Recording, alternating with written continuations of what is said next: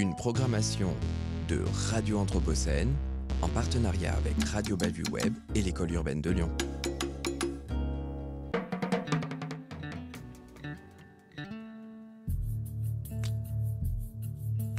Lectures Anthropocènes. Lecture Anthropocène.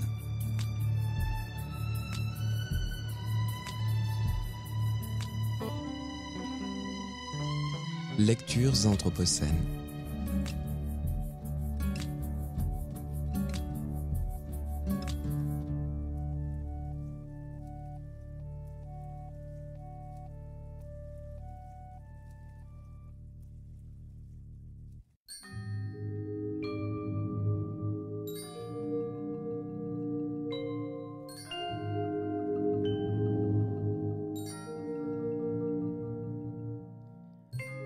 Lou Herman, lecture de Eric Klinenberg, 2015.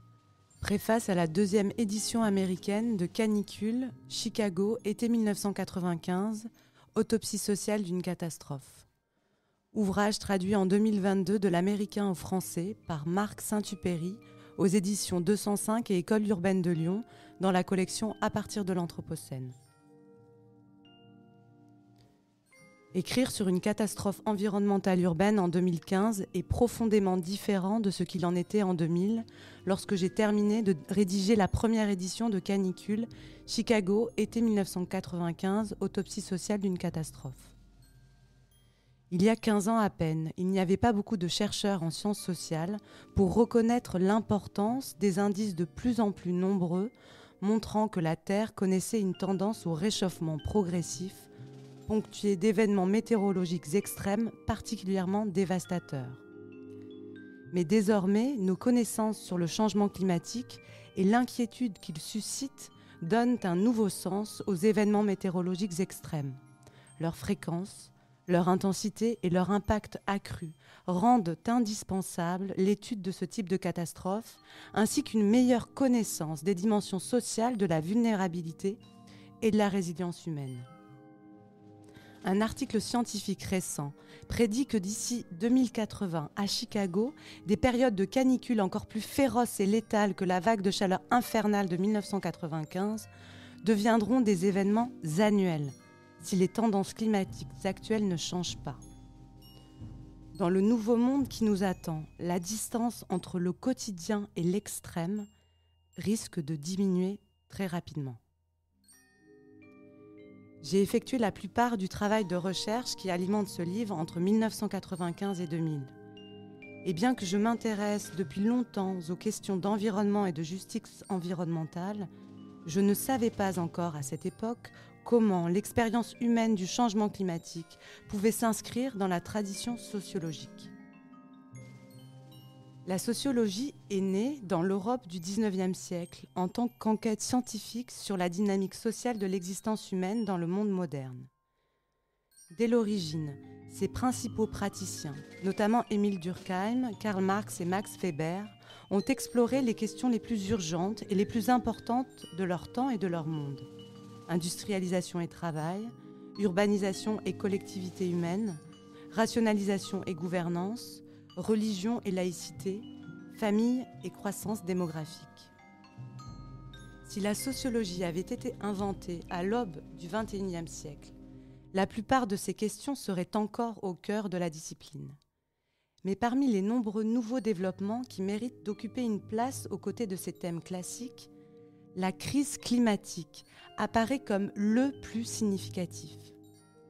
Depuis une dizaine d'années, j'en suis venue à le considérer comme le problème le plus important et le plus difficile à résoudre pour notre espèce aujourd'hui. Comme nous le savons maintenant, l'activité spécifiquement humaine consistant à brûler des combustibles fossiles pour alimenter diverses formes d'innovation sociale, grande industrie, agro-industrie, urbanisation, expansion de la consommation, a transformé les conditions sous-jacentes de toute vie sur Terre. Le système énergétique moderne est dorénavant profondément intégré aux systèmes sociaux contemporains, tels que les chaînes de production alimentaire et les réseaux électriques, ainsi qu'aux habitudes et pratiques quotidiennes des populations du monde entier. Durant des générations, les avantages de ces systèmes semblaient l'emporter sur les coûts. Mais ces dernières années, le bilan cumulé des émissions de gaz à effet de serre a fortement déstabilisé le climat et avec lui, notre environnement social.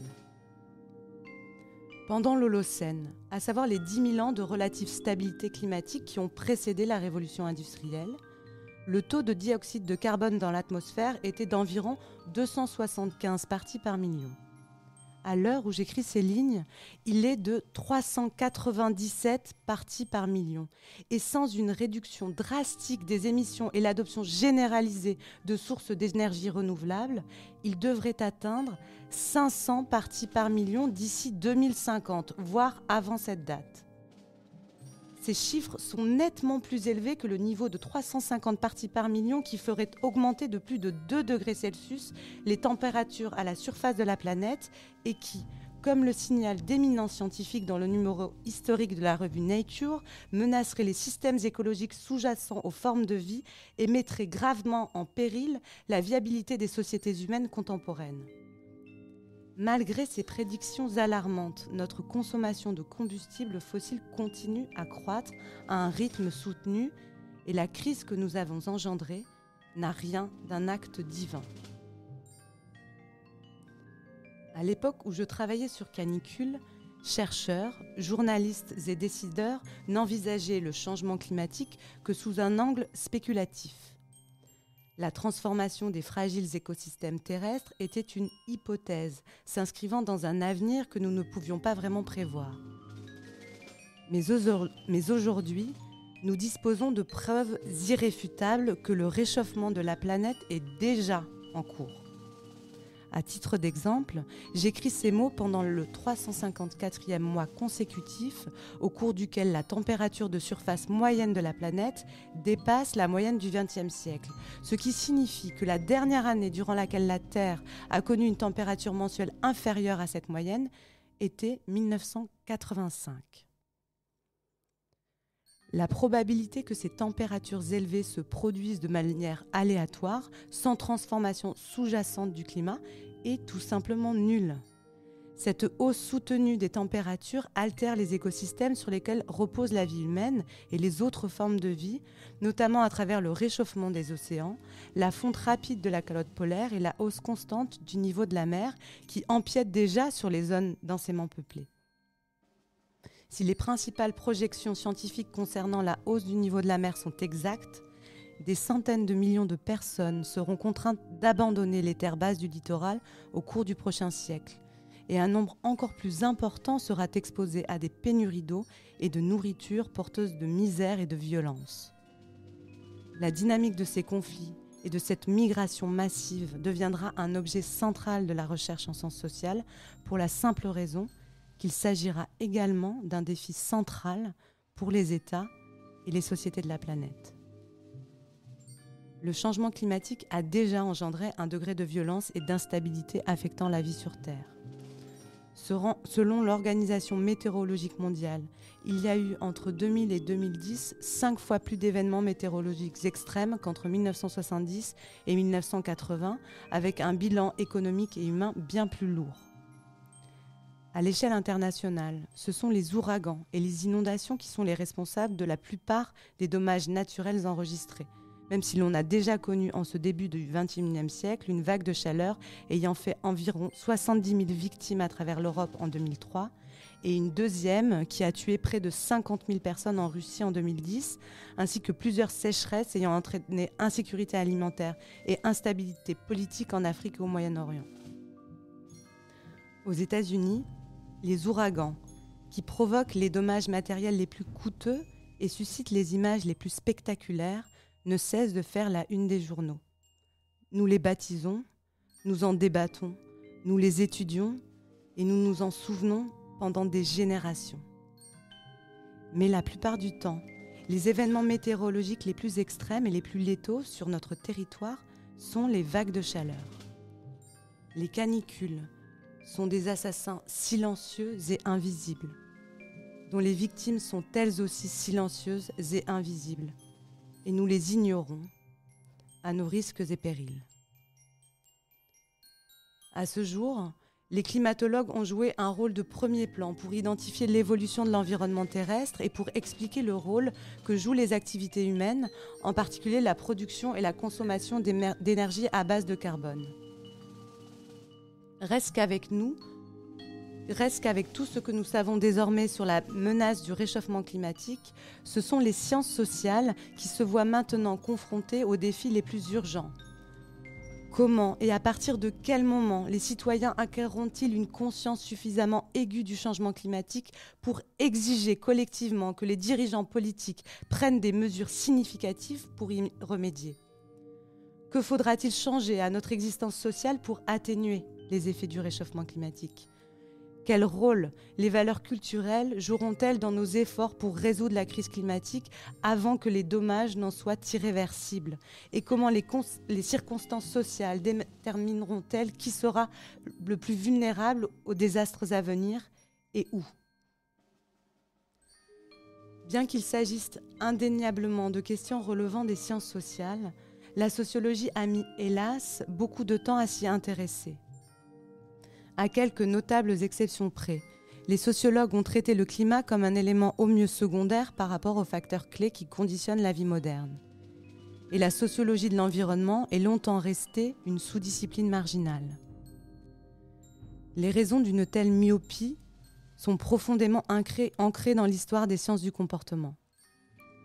Depuis Durkheim, le projet central de la sociologie a consisté à établir que le social déterminait toute une variété de situations, et ce jusqu'aux décisions individuelles les plus intimes, comme celle de mettre fin à ses jours. Tout au long du XXe siècle, les sociologues ont souvent cherché à démontrer que leurs explications sociales étaient plus puissantes que les causes naturelles qui retenaient davantage l'attention du public. Les sciences sociales ont ainsi dénaturalisé à peu près tout ce qu'elles pouvaient, y compris les catastrophes naturelles, voire la nature elle-même. J'ai commencé mes recherches pour Canicule alors que j'étais doctorant en sociologie à Berkeley et mon approche a été façonnée par une orientation théorique visant à privilégier le social. J'avais de bonnes raisons pour ce faire. Les modèles utilisés par les chercheurs pour prédire l'impact des événements météorologiques extrêmes sous-estimaient considérablement la létalité de la grande vague de chaleur de Chicago. Climatologues et experts en santé publique reconnaissaient qu'une série de facteurs sociaux avait rendu cette catastrophe bien plus meurtrière que prévu, mais ils ne disposaient pas des outils nécessaires pour identifier ces facteurs. Voilà qui justifiait une enquête sociologique. Mais par où et avec quels outils devais-je commencer ? Ma conception de l'autopsie sociale est celle d'une technique de vivisection du tissu urbain permettant de déterminer lesquels de ces organes institutionnels ont failli pendant la canicule. Armée des instruments de la sociologie moderne, j'ai ainsi examiné toutes les sources possibles d'échecs suggérés par la discipline. Atomisation des individus, précarité des liens sociaux, appauvrissement des quartiers, déficit de gestion publique et myopie des médias. Ce protocole s'est avéré fructueux. Au cours de mes années passées sur le terrain, j'ai découvert un grand nombre de faits sociaux surprenants et notamment 2 évolutions.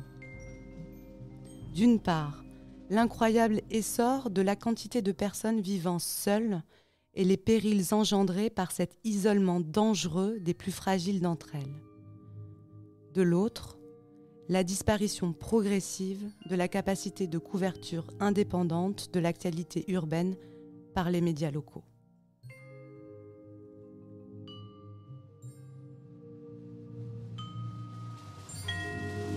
Lectures anthropocènes.